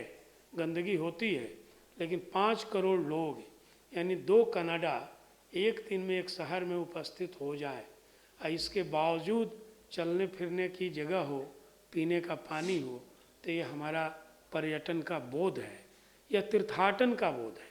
इसलिए भारतीयों को तीर्थाटन और पर्यटन का अंतर करना पड़ेगा। पर्यटक की भूमिका अलग है, तीर्थयात्री की भूमिका अलग है, पर्यटक का उद्देश्य अलग है। इसलिए अपने साथ पूरी की पूरी गंदगी लेकर के जाता है और छोड़ कर आता है। तीर्थयात्री अपने साथ लगभग कुछ भी नहीं ले जाता। कोई चारों धाम की यात्रा पर निकलता था तो आज आप क्या समझते हैं कि वो अपने साथ 2 वर्ष की सामग्री बैलगाड़ी में लाद कर ले जाता था? नहीं, वो तीर्थयात्रा पर निकला है तो जिस गांव, जिस नगर, जिस राज्य से गुजरेगा वहाँ के लोग उसकी तीर्थयात्रा की व्यवस्था करेंगे, खाने पीने रहने की व्यवस्था करेंगे। किसी मेले से कोई हाथी जैसा जानवर भी लेकर के गुजरेगा और सोनपुर के मेले से हाथी राजस्थान आना है या असम से हाथी राजस्थान जाना है, तो क्या हाथी के लिए अन्य कोई राजा साथ में या हाथी के लिए उतना भोजन देता था क्या? जहाँ से गुजरेगा वहाँ के लोग उस हाथी की भी व्यवस्था करेंगे, मनुष्य की भी व्यवस्था करेंगे, गाय बैलों की भी व्यवस्था करेंगे। इसलिए वह जल भी और उस पवित्र जल को हम कितना लें और किस तरह से कितनी मात्रा में उस जल का उपयोग करें, यह भी वांछित था। आज भी व्यासमणि त्रिपाठी जी बैठे हुए हैं, काशी से गंगा जल नहीं जाता, प्रयाग से जाता होगा, कानपुर से जाएगा। काशी देने की नगरी है, लेने की नगरी नहीं है। हम जब जल ले जाएंगे तो जल के साथ रेत का कण भी जाएगा और काशी से हमको कुछ भी नहीं लेना है ज्ञान के सिवाय, इसलिए काशी से जल नहीं जाएगा। स्वतंत्रता के बाद के जो लोग भी सलाहकार रहे होंगे, सारी नदियों को अपवित्र करने की पूरी व्यवस्था की। हर शहर का पानी नदियों में छोड़ा। एक शहर भी नहीं है जहाँ कभी अभियंताओं ने अपने नीति नियंताओं को ये समझाया हो कि शहर का गंदा पानी छोड़ने की जगह नदी नहीं होती है। सिविल की दृष्टि से कोई और मार्ग ढूंढा जाए, लेकिन साहित्यकारों का जो सचेतन मन है वो हमेशा जिंदा ही रहा। उसकी चिंता भी थी प्रकृति के साथ। जब वह नौका विहार पंत जी ने लिखा तो लिखते हैं, तनवंगी गंगा ग्रीष्म विरल। गंगा तनवंगी हो गई है और ग्रीष्म ऋतु में विरल हुई है। हाहाकार के साथ बहने वाली, कलकल छलछल ध्वनि के साथ बहने वाली जो नदियां हैं वो हमारी उपभोग की सामग्री हो गई। पंडित मदन मोहन मालवीय जी का सांस्कृतिक बोध न होता तो आज हरिद्वार से गंगा सागर तक नहीं जाती। अंग्रेजों ने पूरी व्यवस्था कर दी थी, नहरें निकालकर और हरिद्वार में ही गंगा को रोककर कि हम चावल पैदा करेंगे और ब्रिटिश राज के जितने गुलाम देश हैं वो भारत में उत्पादित चावल का भक्षण करेंगे। भारतीय परंपरा और संस्कृति में अपने मंच पर भी ऐसे लोग बैठे हुए हैं। एक व्यवस्था की कि पर्यावरण और प्रकृति कैसे शुद्ध रहे और यह चेतना नई सिरे से नई पीढ़ी के भीतर जागृत हुई है, विद्यालयों में जागृत हुई है।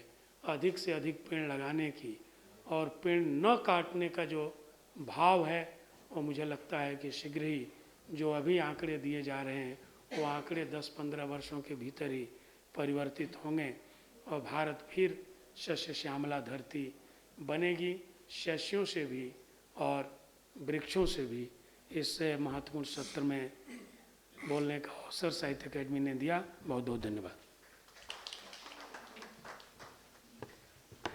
धन्यवाद सर। आप ही की बात से याद आता है कि पर्यटन की जो प्रचलन बढ़ गया है वो भोग है और जो तीर्थाटन है वो श्रद्धा है। तो श्रद्धा के साथ किया गया कार्य प्रकृति का संवर्धन करता है, लेकिन मुश्किल यह है कि हमारी चेतना से साहित्य भी और प्रकृति भी दूर होते जा रहे हैं।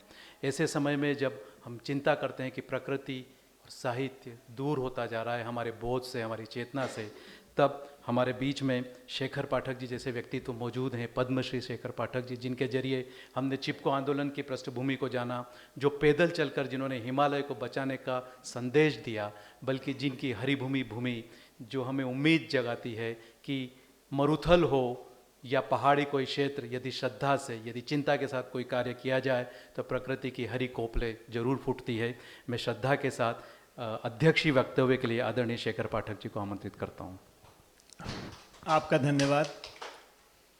दोस्तों, आज ये सुरक्षा कारणों से हम लोग सब लगभग भटक गए और समय पर यहाँ पहुँच नहीं पाए, उसके लिए माफ़ी चाहते हैं। होता ये है कि जब बड़ा मेला होता है तो उसमें ऐसी छोटी छोटी चीज़ें जो हैं वो कभी भी प्रायोरिटी में नहीं होती। ये सेशन बहुत महत्वपूर्ण होना चाहिए था, उसमें ऑडियंस बहुत वाइब्रेंट होनी चाहिए थी और लोग ये आग्रह करने वाले होने चाहिए थे कि इसको और खींचो ताकि हम अपने सवाल उठाएं। हम ये सवाल उठाएं कि जंगल हमारा क्यों कट रहा है, हम ये सवाल उठाएं कि फॉरेस्ट एक्ट कंजर्वेशन एक्ट में अमेंडमेंट क्यों हो रहा है, हम ये सवाल उठाएं कि इन्वायरमेंटल इम्पैक्ट असेसमेंट के नियम क्यों बदले जा रहे हैं, हम ये सवाल उठाएं कि कोरोना का बहाना उठा करके लेबर लॉज क्यों बदले जा रहे हैं। ये सवाल नहीं उठाएंगे तो फिर खाली बात रह जाएगी, कोई चीज़ होगी नहीं। फिर भी हमारे पांचों मित्रों ने बहुत सारे आयाम छुए आज, और जैसे हम एक धन्यवाद साहित्य अकेडमी को दे रहे हैं कि साहित्य अकेडमी ने, लोगों को लग सकता है कि अपनी टेरिटोरियलिटी को पार किया, ये बहुत अच्छी बात है, क्योंकि साहित्य को उस तरीके से रिस्ट्रिक्ट करना साहित्य की लहरों को रोकने की तरह है। साहित्य के लिए ये बहुत ज़रूरी है कि वह न सिर्फ प्रकृति की बात करे, न सिर्फ जर्नल पर्यावरण की बात करे, बल्कि वो लार्जर इकोलॉजी की बात करे, क्योंकि जो इस सिम्बायोसिस है, जो प्रकृति के साथ मनुष्य का रिश्ता है, होमो सेपियंस ने एक तरीके से पूरी प्रकृति को, पूरी प्लेनेट को कब्जे में किया हुआ है। और जिस तरीके से हमारा मन चाहा उस तरीके से हम प्रकृति को नियंत्रित कर रहे हैं, संचालित कर रहे हैं। और एक ज़माना था और पुराने जितने लिटरेचर थे उनमें बार बार जितने भी लाइफ फॉर्म्स हैं उनके प्रति सम्मान न सिर्फ प्रकट होता था, बल्कि इन लाइफ फॉर्म्स को बनाए रखने की जिम्मा सबसे ज़्यादा होमो सेपियंस को था, क्योंकि वो सबसे विकसित प्रजाति थी। और ये पुराने ज़माने से वहाँ तक है। हम लोग अपने पुराने साहित्य से बहुत सारे उदाहरण देते हैं और बहुत सारे हम लोगों को कंठस्थ होते हैं, खास तरीके से वेदों की ऋचाएँ और उपनिषदिक जो साहित्य है, और पुराना कालिदास से लेके बिल्कुल हमारे अज्ञेय तक का जो साहित्य है, भारतीय भाषाओं का साहित्य है, उनमें आपको बहुत सारा ये मिल जाएगा। तो जो मनुष्य का जिम्मा है कि अगर वो प्रकृति के इन तमाम रूपों को, जिनमें से बहुतों को हम जानते नहीं हैं, उनको बचाने की कोशिश। डायनासोरस के बारे में मैं नहीं कहूँगा क्योंकि वो बहुत पुराने ज़माने में चला गया है, लेकिन मनुष्य के बनने के बाद, होमो सेपियंस के इमर्ज हो जाने के बाद जो प्रजातियाँ बनी हुई हैं उनको बचाए रखने की, उस विविधता को बचाए रखने की जो सबसे बड़ी जिम्मेदारी थी वो होमो सेपियंस की थी। तब भी थी जब हम फेल हुए, और जब कुछ समझ आई तब भी थी, और आज जब हम फिर बेसमझदार होना शुरू हो रहे हैं, आज भी होमो सेपियंस की सबसे बड़ी जिम्मेदारी एक तरीके से है कि वो बकाया लाइफ फॉर्म्स को जिंदा रखने की पहल में अपनी योगदान दे। अब जो दूसरा पक्ष आता है, इस पर कोई विवाद नहीं है कि जो साहित्य है उसमें प्रकृति का बहुत ज़्यादा दिग्दर्शन हुआ है, अभिव्यक्ति हुई है। मैं ज़रा सी याद दिलाना चाहता हूँ कि भाषा ही वो औजार था जिसने होमो सैपियंस को इस तरीके से पावरफुल बनाया। तकरीबन 70,000 साल पहले भाषा इन्वेंट हुई और उसी से हम अपने किसी और पूर्वज से जो 2 पाँव से चलने लगा था उससे अलग हुए और हमारे ब्रेन में एक अलग यूनिट बन गई, जिससे हमारी मनुष्य की होमो सैपियंस की आइडेंटिटी बनी।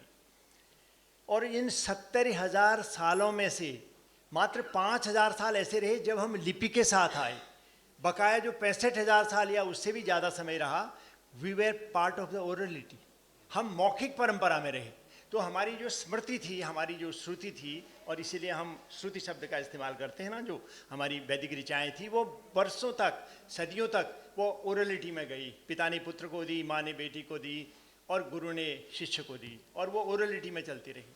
और लिखित तो बहुत बाद में आया, 5,000 साल का खेल है लिखने का। तो जो ओरलिटी थी उसका तो दुनिया भर में अभी कोई कंपाइलेशन हुआ ही नहीं। हमारे अपने देश में आज आपने जो डांस देखे, आपके मन में आना चाहिए वो सिर्फ डांस, सिर्फ कदम नहीं थे और सिर्फ इंस्ट्रूमेंट नहीं थे, उसमें सबसे बड़ी बात थी वो स्वर, जो आवाज़ उनके मुख से निकलती थी, वो थे हमारे फोक सॉन्ग्स। उनको आज उस तरीके से हम नहीं सुन पाए।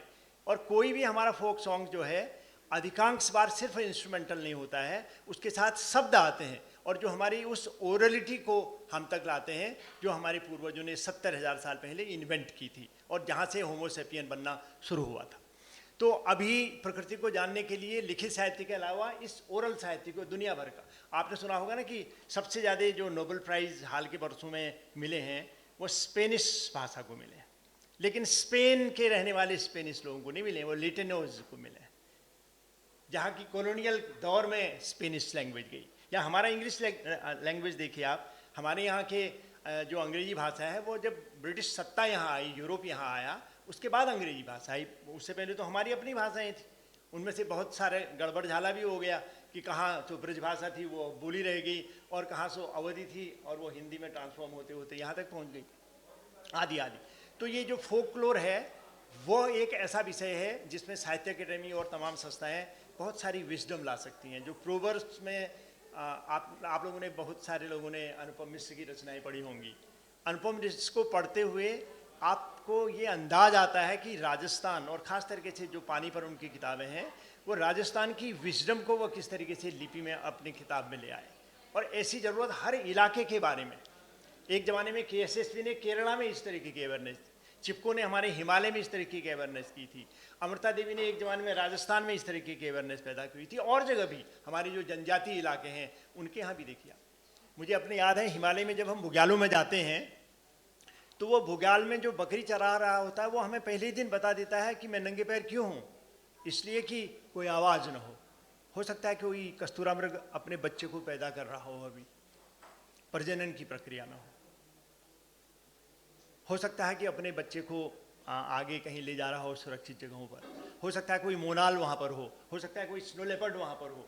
तो पूरा था कि आप शोर नहीं करोगे बुग्याल में, आग नहीं जलाओगे, जूते लेके नहीं जाओगे। हमारे यहाँ नंदा देवी राजजात होती है, पूरी 1 महीने की पैदल यात्रा, उसमें जूता इस्तेमाल नहीं किया जाता है। और उन कठिन इलाकों में जहाँ टेम्परेचर माइनस में भी चला जाता है, आप नंगे पैर जाते हैं। ये खाली अंधी आस्था नहीं है, ये इकोलॉजिकल रियलिटी को समझने और उसमें मनुष्य के रूप में अपना योगदान देने का एक तरीके से प्रयास है। और देश में बहुत जगह ऐसी प्रथाएं हैं।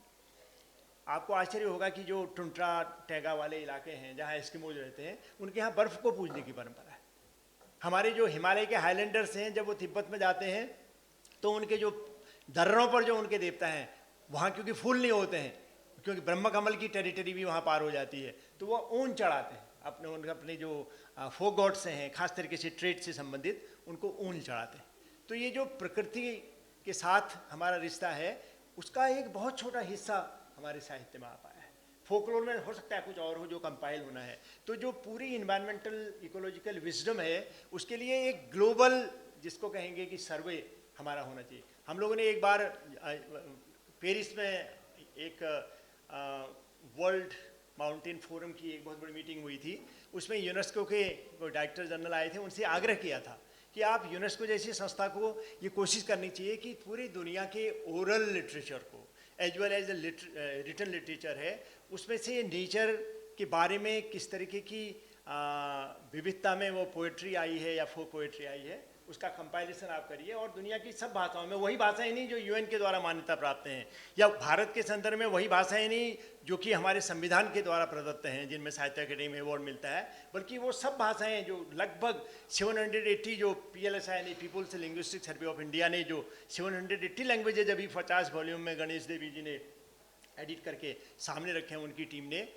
उन भाषाओं में जो भारत का, ऐसे अफ्रीका में होगा, ऐसे लैटिन अमेरिका में होगा, साउथ ईस्ट एशिया में होगा। आपको आश्चर्य होगा कि मैक्सिको हमसे भाषाओं के मामले में हमसे रिच है।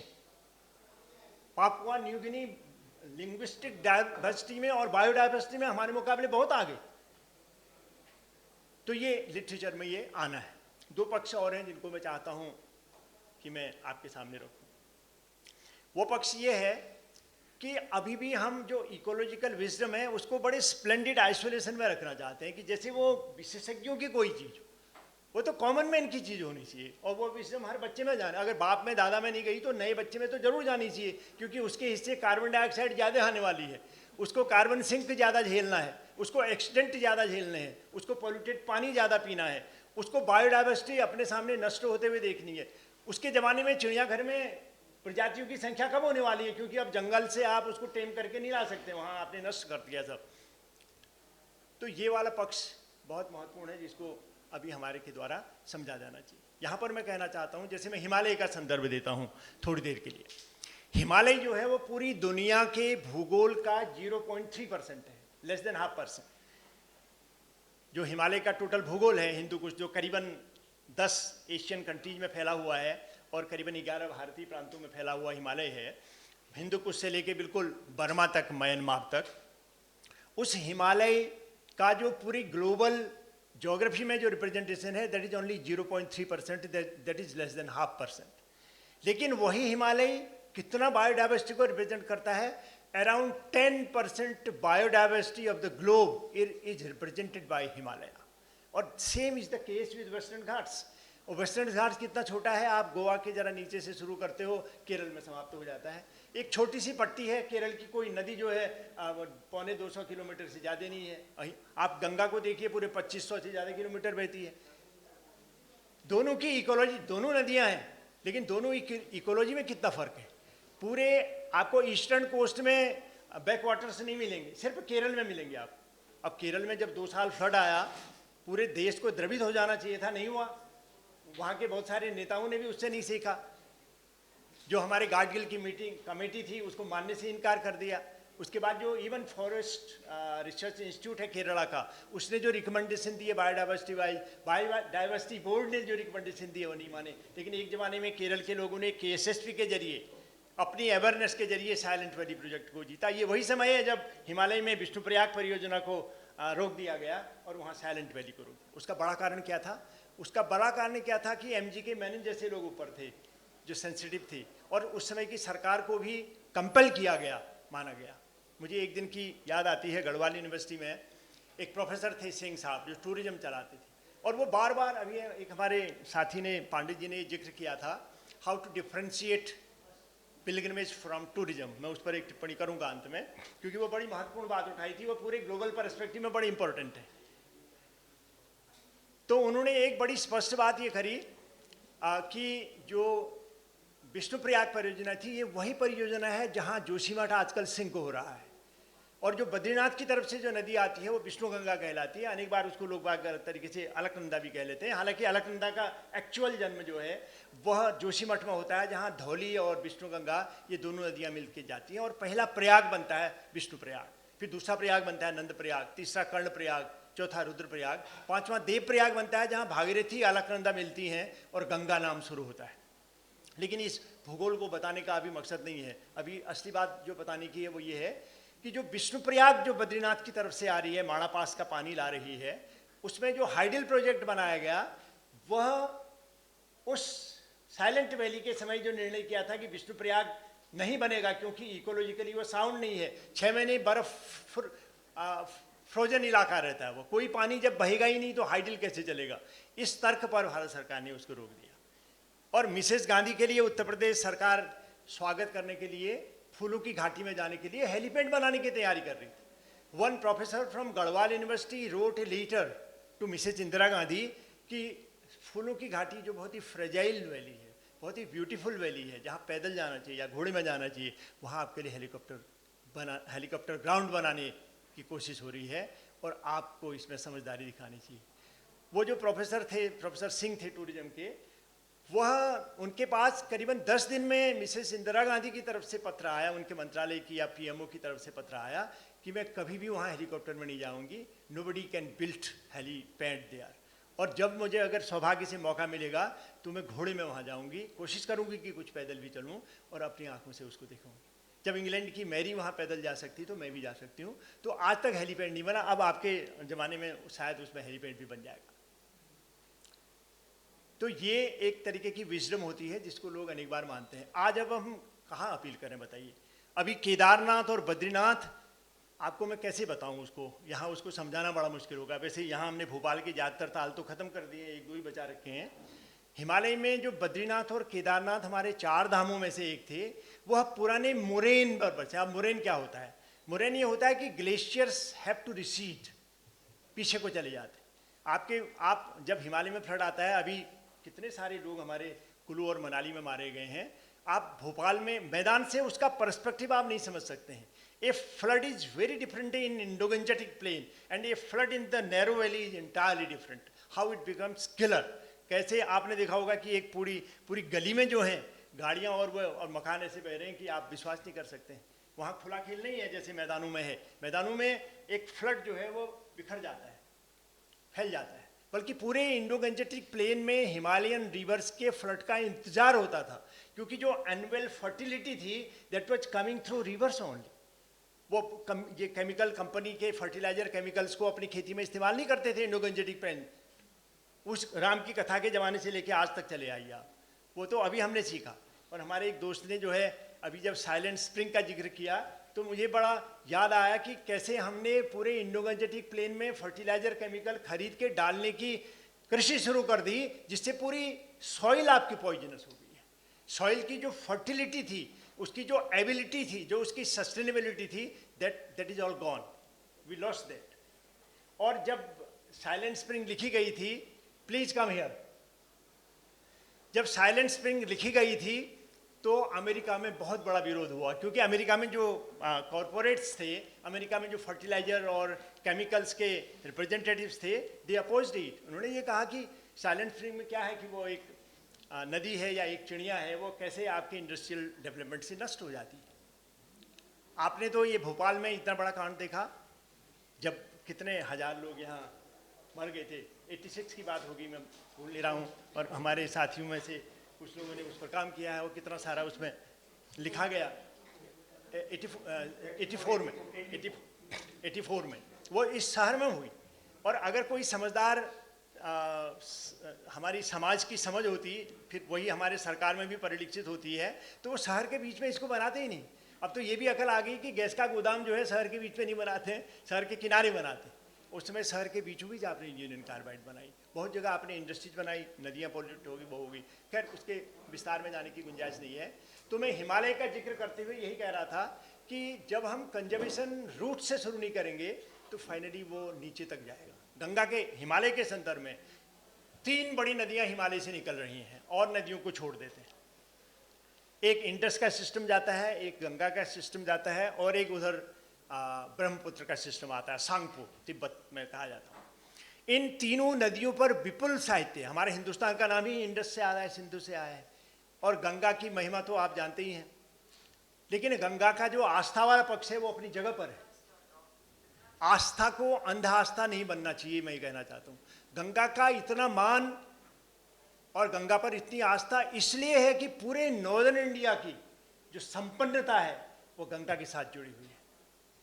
आप कल्पना कीजिए, पूरी दुनिया के भूगोल में देखिए, ऐसी ग्रीनरी आपको कहीं नहीं मिलेगी जो आपको इंडो-गंजेटिक प्लेन में मिलती है। आज के पाकिस्तान से लेके आज के बांग्लादेश तक इतना फर्टाइल लैंड आपको कहीं नहीं मिलेगा। और जो ग्राउंड वाटर है इस पूरे मैदान का, पूरे उत्तरी भारत का, वह भी ये हिमालय से जो नेटवर्क इतना पानी का आ रहा है, इधर ये हमारे मध्य प्रदेश, आपको बहुत से बच्चों को हमें बताना पड़ता है कि जो ये बगल में सिप्रा निकल रही है, ये भी फाइनली जमुना में जाती है, जमुना से गंगा में जाती है। यानी कि गंगा का कैचमेंट एक और यहाँ है आपके बगल में। महाकाल के मंदिर के बगल से जो नदी निकल रही, एक और शिमला का रिज है जिसके पीछे सतलज का कैचमेंट होता है, जिसके आगे जो है जमुना का कैचमेंट होता है जो कि गंगा की बहन है। और अगर आप पूरे तिब्बत का बॉर्डर बनाते हुए चले जाइए तो गुरुड़ामानधाता पर्वत जो कैलाश पर्वत के साउथ में है, वहाँ से नीचे का पानी कर्णाली नदी के जरिए जो अयोध्या में सरयू बन जाती है गंगा में आता है। और फिर आप एवरेस्ट में चले जाइए जिसको तिब्बत में चोमोलोंगमा कहते हैं, उसके चारों तरफ का पानी सप्तकोशी बन करके बिहार में आता है और फिर हमारे बिहार में, नेपाल से वो बिहार में वो नदी आती है। इतना बड़ा कैचमेंट गंगा का है, उसकी लंबाई तकरीबन 2500 किलोमीटर है। उसका जो पानी का एक तरीके से कंट्रीब्यूशन है वो 26% है, यानी कि इंडिया का जो वाटर बजट है उसका 26% गंगा कंट्रीब्यूट करती है, 4% इंडस कंट्रीब्यूट करती है और तकरीबन 7% जो है आपका ब्रह्मपुत्र कंट्रीब्यूट करती है। इन तीनों का जोड़ बना दें तो आपको आश्चर्य होगा कि 63% of the water budget of India is contributed by 3 Himalayan rivers. The remaining 37% is contributed by all other rivers of India, including Narmada, Kaveri and all rivers. ये इकोलॉजिकल स्टैटिस्टिक्स हमें बहुत सारी समझदारी देने को काम आती है। और यहीं पर फिर वही आता है कि जो प्रकृति और साहित्य है, और प्रकृति के अलावा साहित्य नहीं और जितनी विधाएं हैं। साहित्य का जिक्र बार बार आज इसलिए हम करना चाह रहे हैं क्योंकि साहित्य है तभी उस साहित्य से फिल्म बनती है।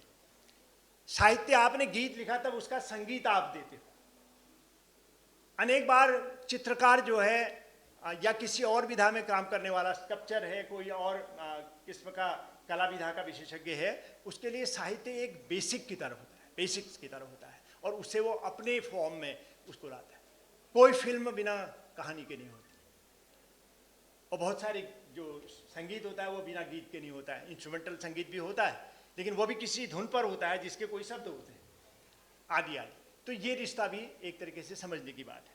2 बातें और अंत में हैं, समय कितना है हमारे पास, समापन की ओर जा रहे हैं, थके भी होंगे आज। वो वाला पक्ष ये है कि एक टोटल, एक ज़्यादा समग्र किस्म की इकोलॉजिकल विजडम हम में डेवलप होनी चाहिए। आप कल्पना करिए कि आज से 25-30 साल पहले we didn't have any annual report on environment. जो अनिल अग्रवाल और हमारे केरल के क्या साथी थे CDS वाले, who the company at the time the first report, इन 3 लोगों ने जो पहली रिपोर्ट बनाई state of India report environment, तो हमारे देश की आंखें खुल गई। हमें पहली बार ये पता चला, और तो Anil Agarwal was invited by the Prime Minister to Parliament to address, अनपढ़ तो नहीं कहा जाना चाहिए लेकिन कम जानकारी वाले हमारे जो नेता हैं उनको बताएं आप। और उन्होंने करीबन 400 जितने भी नंबर संख्या थी हमारे MPs की, उनको एड्रेस किया वहाँ, और it was well received by, और हमारे MPs ने एक्सेप्ट किया कि हम लोग कम जानकार हैं और हमें अपने चुनाव क्षेत्र के भी बहुत सारी चीज़ों के बारे में पता नहीं है, नदियाँ तो बहुत दूर की बात रही। तो इस तरीके से अवेयरनेस आगे आई। चिपको आंदोलन ने, KSSP ने उसमें योगदान दिया। अभी मैडम कार्सन का जिक्र आ रहा था, जिनकी किताब पर बैन लगाने के लिए अमेरिका में कहा, साइलेंट स्प्रिंग पर। और साइलेंट स्प्रिंग आज न सिर्फ अमेरिका की या पूरी दुनिया की बेस्ट सेलर है, बल्कि अमेरिका में वो प्राइमर है। हर बच्चे को वो अपने छोटी कक्षाओं में पढ़नी पड़ती है। बहुत सारे नावों का नाम, जगहों का नाम, बीचेज का नाम कार्सन के नाम पर रखा गया है। कैलिफोर्निया आप जाएंगे, कार्सन के नाम की बूटें आपको मिल जाएंगी। हमारे यहाँ इकोलॉजिस्ट को सेलिब्रेट करने का कोई है? शिवराम कारंत को कोई याद करते हैं हम लोग? सुंदरलाल बहुगुणा को याद करने का दम है हमको? और जिन लोगों ने भी हमारे अनिल अग्रवाल की उस पुराने ज़माने की क्रिटिकल बातों को हम अभी दोहराने का दम रखते नहीं रखते, इसलिए कि हमारी जो एक क्रिटिकल एबिलिटी है इकोलॉजी को समझने की, वो नहीं बन पाई। अभी दुनिया बहुत छोटी हो गई है। अभी एक रिसर्च आई साइंस में, अमेरिकन साइंटिस्ट में, उसने ये कहा कि साइंटिस्ट ने ये पाया कि अमेजन के जंगलों के कटने का भारत के मानसून को प्रभावित करने में योगदान हो रहा है। और इनिशियली आई डिडंट बिलीव, और मैंने अपने 3-4 साइंटिस्ट मित्रों को फ़ोन किया, मैंने कहा यार ये ऐसा हो सकता है? उन्होंने कहा हाँ ये है, यानी कि इतनी छोटी ये दुनिया है कि इकोलॉजिकल डिस्ट्रक्शन के ग्लोबल कॉन्टेक्स्ट निकलता है। अमेजन के जंगल आपने काटे तो पता चला कि भारत के पूरे मानसून का बिहेवियर जो है वो गड़बड़ा गया, यानी कि बंगाल से तो चला गया आया है, लेकिन राजस्थान तो वो पहले ही पहुंचना बंद कर दिया था, अब उत्तर प्रदेश में भी नहीं पहुंच रहा है और हिमालय में भी नहीं पहुंच रहा है। और ऐसा बहुत बार हुआ है, इरेटिक व्यवहार हो गया। क्लाइमेटिक चेंजेज और क्या है, यही तो है। पहले धीरे धीरे होते थे, अब इतने सडन होते हैं कि सरकारें नहीं बदलती हैं, क्लाइमेट बदल जाती है। मेरा मतलब 5 साल से। और पिछले साल अगर आपको याद होगा, पिछले साल लगभग 4 दफे बाढ़ आई हमारे यहाँ। First time in the month of June, second time in July, third time in August, और बाद में ये लगा कि अब बारिश चली गई है, तो सितंबर में जाते जाते राजस्थान में इट वाज रिपीटेड, जबकि वहाँ कम बाढ़ आती है, और बिहार में 2 बार बाढ़ आई। और इस बार आपने देखा होगा कि दिल्ली में जमुना को, जिसको हमने नाला बना दिया था, उसने कहा नहीं मैं फिर नदी बनने की कोशिश करती हूँ, वो फ्लड के रूप में आई, और पूरी दिल्ली की मेट्रोपोलिस वो उसकी सड़कों में जो है पानी आ गया। और जो कुल्लू और मनाली में हुआ, कल्पना कीजिए, हम इतने दिनों से मजे कर रहे थे कि कुल्लू और मनाली में सब सेट हो गया। उस टनल का जो रोहतांग पास के नीचे से बनी हुई है, उधर अगली घाटी को जोड़ने के लिए, लद्दाख का भी शॉर्ट रास्ता है, उसका जितना मक और मलबा था that was deposited along Beas river, that is one of the contribute. फिर उसके बाद हमने जो निर्माण कार्य किए जोशीमठ की तरह, वहाँ भी वो दूसरा काम रहे। और मुझे याद है कि मैं शिमला में उस समय था 97 में, 97 में भी बहुत बड़ा फ्लड आया ब्यास नदी में, यानी कि कुल्लू और मनाली घाटी में, और वो ट्रिब्यूटरी है आपके सतलज की। तो उस समय वहाँ के बहुत सारे लोगों के, उसमें प्रभावशाली लोगों के थे मकान, उसमें थे, इंक्रोचमेंट किया हुआ था। हालांकि हिमाचल का जो एक्ट है, लैंड एक्ट, वो बड़ा पावरफुल है। No non Himachali will have a piece of land in Himachal Pradesh, number 1। Number 2, उनका एक और लेजिस्लेशन था कि urban Himachali will have not a piece of land in rural Himachal. तो इससे उनके यहाँ इक्विलिब्रियम बना हुआ है। उत्तराखंड में तो सब खत्म हो गया है। उत्तराखंड जब राज्य बना था तो हमने 370 की डिमांड की थी, लाइक कश्मीर, ताकि हमारी छोटी सी जो ज़मीन है 10% से कम of the total geographical area वो बची रहे, और उसका डाइवर्जन ना हो, और उसका वो बदले नहीं, उसका लैंड यूज ना बदले। लेकिन हमारे यहाँ वो एक्ट नहीं माना, कश्मीर में तो वो एक्ट ही उड़ गया है। आप ये बताइए कि कश्मीर में हिंदू मुसलमान का प्रश्न कहाँ से बना? जैसे ही 370 हटा तो जम्मू वालों ने कहा अरे हमारी भी तो जमीन ऐसी बिक जाएगी जैसे कश्मीर घाटी की बिकेगी, और लद्दाख में एजिटेशन शुरू हो गया, क्योंकि उस एक्ट के कारण तो वो सब सुरक्षित थे कॉन्स्टिट्यूशनली। तो ये विजडम हमारे बाकी हिंदुस्तानियों में आएगी नहीं। जब तक अपने घर पर विपत्ति नहीं आएगी तब तक कश्मीर के बारे में, या इवन वहाँ के बारे में, मणिपुर के बारे में हमारी संवेदनशीलता कहीं नहीं जगी। मणिपुर में जो हुआ, हमने उस महिला में अपनी माँ और बहन को नहीं देखा। हम अपनी माँ और बहन को अपने ही पास में देखना चाहते हैं, किसी और माँ बहन में अपनी माँ और बहन को रिप्लिकेट नहीं करना चाहते, उसका बिंब नहीं देखना चाहते। तो इतना कमज़ोर जब समाज होगा तो कहाँ इकोलॉजी, जहाँ मनुष्य को नहीं बचा पा रहे हो। तो मेरा ये कहना है कि जब पॉलिटिकल इकोलॉजी आपकी सस्टेनेबल नहीं है तो सस्टेनेबल डेवलपमेंट का आइडिया कहाँ से लाओगे? तो लगता नहीं है कभी बात हम फ्रॉड में जी रहे हैं और ऐसे ही एक दिन निकल जाएंगे और अगली जनरेशन भी लगभग अंधकार में रहेगी। तो लिटरेचर एक ही बड़ा रोल अदा करता है, वो हमें क्रिटिकल थिंकिंग की ओर ले जाता है। और विपुल लिटरेचर आया है, न सिर्फ साइलेंट स्प्रिंग बल्कि बहुत सारे, स्मॉल इज ब्यूटीफुल आप पढ़िए। हमारे भारत के इकोलॉजिस्ट ने एक से एक बढ़िया, कारंत जी की किताब पढ़ी आप, शिवराम कारंत जी ने जो लिखा है कन्नड़ में और अंग्रेजी में। अनिल अग्रवाल की आप स्टेट ऑफ इंडिया इन्वायरमेंट जो अभी भी एनुअल निकल रहे हैं उनको पढ़िए। इवन हमारे यूएनडीपी और यूएन की जो संस्थाएं हैं उन लोगों ने जो कि हिमालय पर जो इशीमोड ने और जीवी पंत इंस्टीट्यूट ने लिखी, वो आँख खोलने वाली रिपोर्ट थी। और ख़ास तरीके से मैं वेस्टर्न घाट का जब जिक्र कर रहा था तो जो गार्डियल की रिपोर्ट है, one of the most powerful reports, critically वो इतने 6 राज्यों के सरकारों को चुनौती करती है। अब माफिया वहाँ इतना पावरफुल है, माफिया जब सरकार में प्रभावशाली है तो इकोलॉजिस्ट क्या करेगा? इकोलॉजिस्ट को तो मरवा देंगे। अगर आप रेशनल थिंकर हैं तो आपको कोई संस्था जो है बंदूक किसी हाथ में देके उसको मार देगी, जैसे हमारे कर्नाटक में, और वहाँ मारे गए हमारे लोग, पत्रकार मारे गए। तो ये एक उसकी है। अनेक बार हम सोचते हैं कि हम तो सुरक्षित हैं, हम तो बचे हुए हैं, इसलिए चुप रह जाओ। तो मैं कहता हूँ कि अगर इतनी कायरता हम में है तो फिर इकोलॉजी की बात क्यों करनी है? इकोलॉजी के लिए रिस्क लेना पड़ेगा और हमारे पॉलिटिशियंस को वो विजडम देनी पड़ेगी जो हमारे इन इकोलॉजिस्ट ने हमको दी है और हमारी परंपरा ने जो हमको दी है।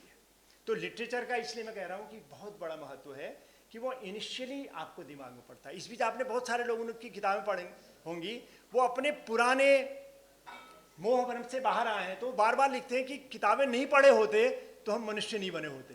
किताबें पढ़ने से हमारी आंखें खुल गई और हम ये जान गए और हम पुराने भ्रमों से बाहर निकल गए, अपराधों से बाहर निकल गए, कम्युनलिज्म से बाहर निकल गए, कास्टिज्म से बाहर निकल गए, रीजनलिज्म से बाहर निकल गए। That wisdom only came through books. इसलिए इस साहित्य की महत्ता बने रही। मैं अपने 5वें पैनलिस्ट का बहुत आभारी हूँ, अपने संचालक साहित्य अकेडमी के त्रिपाठी जी के का आभारी हूँ, लेकिन मैं सबसे ज़्यादा आभारी साहित्य अकेडमी का हूँ कि उन्होंने पहली बार एक इस तरीके का काम किया कि पारिस्थिति को साहित्य के इस एजेंडे में लाने की कोशिश की, और मुझे उम्मीद है कि आने वाले वर्षों में उसको आप आगे बढ़ाएंगे। आप सबका बहुत धन्यवाद। बहुत बहुत धन्यवाद, और इस पूरे पैनल का धन्यवाद कि हमारी चिंताओं में प्रकृति की चिंताओं को शामिल किया। आप सभी का बहुत आभार। और प्रकृति के बड़े कैनवास से अब हम सागर की तरफ जाने वाले हैं, समंदर की बात करने वाले हैं, समंदर के आसपास के तटीय क्षेत्रों में और वहाँ की इकोलॉजी, वहाँ के नेचर, वहाँ के इंसानों की और वहाँ जो बदलाव हो रहे हैं और उनकी चिंताओं की बात करेंगे। आप सभी अतिथियों का फिर से साहित्य अकादमी की ओर से धन्यवाद है।